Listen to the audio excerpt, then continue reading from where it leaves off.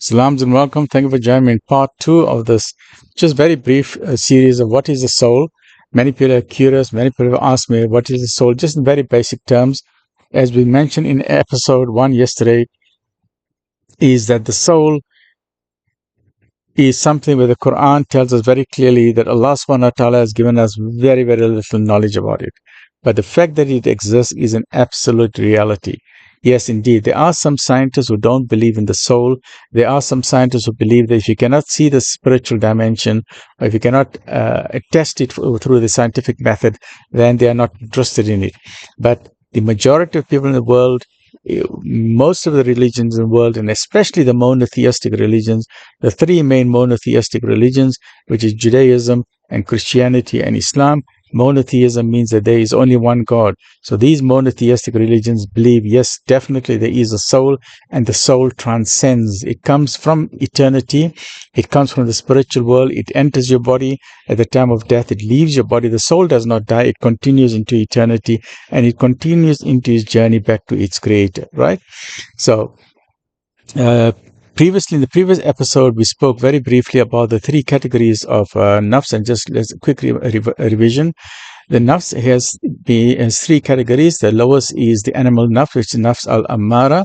Then the self-reproaching nafs, the one where if you do a mistake, or you do an error, or you get tempted by the distraction of the world, then you start reflecting, you have remorse, and that's known as nafs al-lawama. And then the highest form of the nafs is a nafs that is at peace. That means whatever has been decreed, or not what has been commanded, then you follow those commands, and you enjoy the good, and you forbid the evil, and you're doing what the Creator wants from you, and you are then at peace with yourself, you're at peace with the harmony, you're at peace and harmony with other people, and you are at peace and harmony with the universe itself. Then what happens at the time of departure from the body? The ulama or the scholars tell us that the soul departs at the time of death. The soul leaves the body, and this is called al-wafat al-kubra. But then every night or any time when you are sleeping, the soul also leaves the body during the sleep, and this is known as al-wafat al-sughra, right? So let's look very, very briefly as to the soul, where it came from, and what is our just very, very basics to keep it simple for the Gen Z and for those who are just very, very curious about Islam. If you want detailed understanding of the soul, you can ask your scholars, ulama, or you can get some books or textbooks on it. So very, very briefly, what is the soul? All right. Let's look at existence. Before human beings existed, before the heavens existed, before the earth existed, before anything existed, before there were even angels, there were no angels. Only the Creator Supreme existed. The Supreme Creator existed, God most merciful. Muslims call him Allah subhanahu wa ta'ala.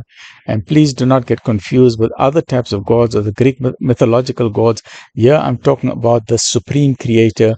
With a monotheistic religion, the three monotheistic religions believe that there is only one Supreme Creator who created everything. And before time even existed, the Supreme Creator existed, and nothing else existed in the entire universe. There was not even one atom, there was not one molecule, there was not a planet, there was not a star, there was not a galaxy, there was not even an angel. There was absolutely nothing in the entire universe. Only God existed before.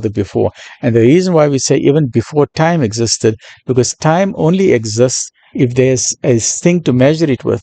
We measure time because the earth is turning into night and day, or we measure time the way the solar system, the planets are going around the solar system. Each planet has got a different formula for time. For example, planet Mercury, one year is 83 days, whereas a planet Pluto, 1 year is 273 Earth years, right? Whereas our solar system, at least our sun with our planets, is going around our Milky Way. It takes 250,000 years to go once around the Milky Way. So we are about 4.8. So we've only gone about 18 or 19 times around. So our Earth is basically just a teenager. The age of our sun is only about 19 years. But 19 multiplied by 250,000, that gives you the age of our Earth, which is 4.5 billion years plus minus. So before all of that was created, there was no time. Time did not exist. Only Allah subhanahu wa ta'ala, the Creator, the Supreme Creator, He existed. There was nothing. Then the Supreme Creator, He gave a command called kun. He just said the word be. He said, be, he said, kun. Just the one command, kun. And from that, an explosion happened. A big bang happened. An explosion happened. And when he says kun, fayakun, be, and it comes into existence. So when the Creator Supreme said kun, and a big bang explosion happened where previously there was nothing, not even an atom. And from here, suddenly, in 10 to the minus 33, to the 10 to the power minus 33 of a second, not even a split second. It is a split second of a split second of a split second. You cannot measure the time speed of that. But suddenly matter came into existence. Atoms and molecules and planets, all of this is just space debris. Planets and galaxies and trillions and trillions and trillions and trillions and trillions of stars came into existence. They started spinning. All the space debris started collecting. Some of them started forming stars. They started forming planets as they started cooling down. But out of all of this massive explosion, what happened? We got perfection. We got a planet Earth that is spinning exactly 24 hours a day. We got the solar system where the 9 planets are spinning. We got the Milky Way galaxy that is spinning. We got the Andromeda galaxy that is spinning. Everything is spinning beautifully with magnificent perfection, which gives evidence that a creator exists. Nothing like this. Such perfection cannot come from disaster. An explosion does not give perfection. So someone is behind all of this who created the entire universe.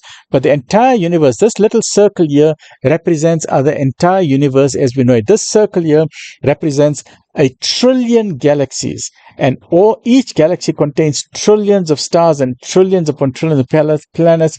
But the entire universe that we know it is an ever-expanding universe. It's just a small atom compared to the size of the Creator. Is not even an atom, is not even the size of the coin. The Prophet ﷺ used the example of a coin. It is just like a coin in the desert. Our universe is basically, the entire universe as we know it is just the lowest heaven. Trillions of galaxies, that's the lowest heaven. From there, so universe, so matter came into existence. First, there was no matter. But what's very strange, and scientists find this very, very strange, the mass of the universe, when scientists measure the mass of the universe, and then they take all the planets, they take all the stars, they take all the galaxies, they take all the matter, they take every atom in the universe, every molecule, every star, every comet, everything in the universe, they put it on the scale, but everything they put in the scale, it only comes 4% is matter. 96% is unknown. Astrophysicists don't know what is there in the universe.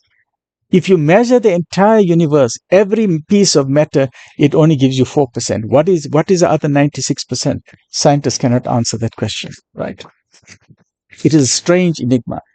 Now, this is, in very simple terms, I'm referring to the blue. Everything the blue is known as matter. Everything to do with molecules and atoms. Here on the pink side, this is the spirit world, right? You cannot measure it with a scientific instrument. It's not even plasma.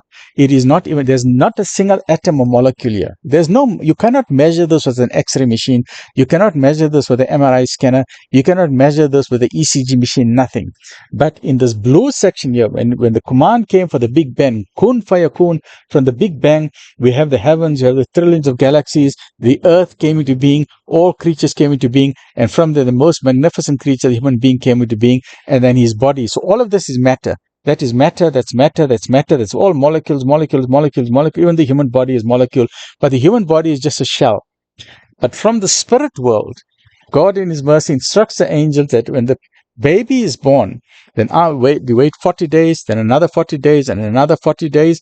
Then after that, 3 periods of 40 days, which is 120 days, the angel brings the soul into the body, and the body, which is matter. The blue part is matter, and the red part is the spirit. So the matter and the spirit are then united together. So this is the matter, the material world, which is just the body. Our physical body is just matter. But the angels then put that spirit into our body, that same original spirit, but each spirit has been created differently. So a spirit is put into you that is known as your nafs, your ego, or yourself. You self-identify who you are. Then at the time of death, that soul is then removed and continues on its journey back to its creator again, to then stand on the day of judgment. And then you are then given a magnificent new body, Right? After the resurrection, the angel Israfil alayhi salam blows the trumpet twice. On the first blowing of the trumpet, everything swoons, everything disappears. On the second blowing of the trumpet, everyone stands up and comes assembled to the exact fingerprint, your exact retinal eye scan, your exact blood type, your exact brain molecules, 100 billion neurons with all the trillions of dendrocytes, your heart, your lungs, your muscle. You start being aware of this, my word. I'm alive again. And then you are standing in front of your Creator on the day of judgment. And then those who are destined to go into paradise, you don't go with your human body. God in His mercy gives you a magnificent new body, which you will not be able to imagine. You can think of the most handsome celebrity or the most beautiful woman or the most handsome man. That is, you cannot imagine the beauty with which you will be given this magnificent new body, and that body will have marvelous characteristics. It won't get sick, it won't get tired, you won't have to digest your food, you'll just have to burp and your food is digested. You don't go to toilet, so you don't have an anus, you don't have a rectum, you don't have intestines, you don't have any of those things, and everything is beautiful. It is an amazing new, magnificent new body. All right. So here, in summary, the soul comes from the spiritual world. The body is the world of matter. You put the soul, the angels put the soul into the body, and at two times the soul is taken out. Once at the time of death, when the soul is taken out, it never comes back again. But every night, the Creator Supreme takes out the soul, and you go into the dream world. And then the Creator decides, Allah subhanahu wa ta'ala decides, is He going to return your soul at night to you? If He doesn't return the soul, your family will find you dead in bed. They will say, oh, this guy he died in his sleep, or she died in her sleep. But so every night, every human being is dying. Every night we are dying because our soul is being removed. And then God in His mercy, Allah subhanahu wa ta'ala puts our soul back. That is why when we wake up, we say, Alhamdulillah, oh Allah, thank for another day where we can praise You and glorify You. But at the time of death, when that soul is removed, it can never ever go back. We can put that patient on no matter how many ventilators, how many injections, how many medications, but when that angel takes that soul out, that is when the doctors will look at the clock and will say, okay, 3:30, that is the time of death. No one can put that soul back again, and no scientific instrument will see the soul. So in very simple terms, think of the body, just think of the very simple gingerbread man. The blue part is the matter, and the pink part is the soul. So the blue part is the shape of the matter. The blue part, yes, that is the scientific part. That is a part where doctors, that's got atoms, it's got molecules, it's got a plasma, it's got chemicals, it's got a physics, chemistry, it's got water, it's got electricity, you got electricity in your heart, you got electricity in your brain, you got electrical signal going down your body, you got neurochemicals, neurotransmitters in your brain. You can measure all of those things, right? You can use a scientific method, accurate with science and technology. You can measure all of that. The human body got 30 trillion cells. You can measure each of the cells.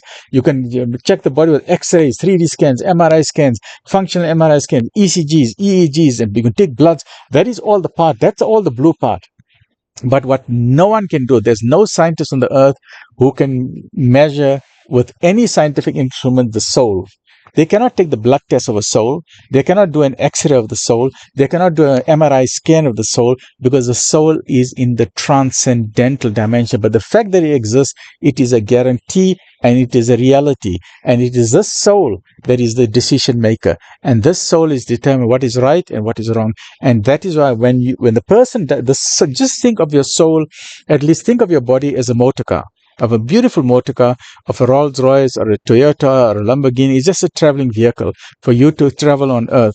But the driver is the soul. The driver of the car is the soul. The soul decides, am I going to have coffee or tea? Am I going to turn right or am I going to turn left? Am I going to be a good person? Am I going to earn my money legally, or am I going to steal from people? Am I going to try and be an ambassador of peace with the United Nations, or am I going to commit warfare all over the world and invade countries? Am I going to be a tyrant and a dictator, or am I going to be a wonderful human being and I'm going to find inventions for humanity where everyone can benefit? Those are the decisions of the soul, not the body. That's a decision of the soul. That is why when you're dying, at the time of death, God is not interested in your body. Allah subhanahu wa ta'ala is not interested in your body. Your body goes back into the soil. It was created from the sand, it goes back into the sand. But your Creator is interested in your soul. That is why the angels take your soul out. And the good souls are taken out so beautifully, like a drop of water from a jug. But the evil souls, their souls are ripped out because they know they're going to face eternal torment now. And then this soul is then going to be judged. What kind of a soul were you? Were you a good soul or were you an evil soul? And then while the soul is answering, the body is then going to be given the ability to speak. The lips will be sealed, but the hands will say, "Oh, my Creator, this soul here, he made me sign that forged documents." Oh my, and the feet will then talk, "Oh my Creator, this soul here," because now your body is going to be your witness. So you're going to be in the witness box, and your body is now going to be a witness against you, right? And against the soul. And the body is going to say, "Oh my Creator, I did not want to do various types of gambling or say criminal activities or alcohol or killing people or raping people or doing A, B, and C." Then the soul will say, the body is going to talk. Body said, "He made me do it. He made me do it. He made me do it." And then the soul won't be able to answer because the body will give absolute clear evidence as to what happened. And in addition to that, every human being has got two angels which you cannot see. There is no X-ray machine on the face of the earth that can take a picture of what is sitting on your shoulders. But there are angels sitting on your shoulders who are recording everything. And on the day of judgment, those angels will present the books and say, "This is what your life on earth was." And then your final destiny, whether you're going to go to heaven or to hell, is when the angel will then, after the judgment is over, the angel will either give you the book of deeds in your right hand. If you get the books of deeds in your right hand, you will be absolutely happy. And I make dua for me, I make dua for you, for your family, and that we must all get our books of deeds in our right hand with no accountability. Whereas those who get the books of deeds in the left hand behind the back, they are looking for trouble. So that, in summary, very, very simple. I'm just varied in 2 episodes, 1 episode yesterday, 1 episode today, as to what is the soul. Right, so of knowledge we have been given but little. So as what the Quran says, they ask you, and this is in Surah Al-Isra, chapter 17, verse number 85. A'udhu billahi minash shaitanir rajim. Bismillahir rahmanir rahim. And they ask you, O Muhammad, concerning the soul. Say, the soul or the ruh, it is one of the things, the knowledge of which is only with my Lord. And of knowledge, you mankind have been given only a little, right? So scholars can get some volumes have been written about this, but this I'm just keeping it very simple, just for us to understand that does a soul exist? And the answer is yes, it exists. What do you do with the soul? The soul is a decision maker. So the soul is in our body while we are traveling on earth. Soul came at the time when we were born. It was put into our body when we are on earth. At the time of death, the soul is taken out. The body goes, it doesn't matter if the body is buried in the soil, or if you are drowned in the river, or you're buried in the ocean, or if you are shot out into outer space in liquid nitrogen. It doesn't matter on the manner of your death, or you are cremated. The main thing is when the time of the day of judgment comes, the Creator Supreme will recreate every single human being, and they will stand in front of the Creator. So this is simply just a reminder for yourself. It is a reminder for me as well that the soul is a reality, even though science or scientists or atheists will say, no, they don't believe in the soul, for the simple reason they don't want accountability. So stay well, look after yourself. Please do all of those actions and deeds that your Creator is pleased with. And may Allah subhanahu wa ta'ala guide us to those actions and deeds that are righteous and acceptable and pleasing to Him. Ameen. Ya Rabbil Alameen. Alhamdulillahi Rabbil Alameen.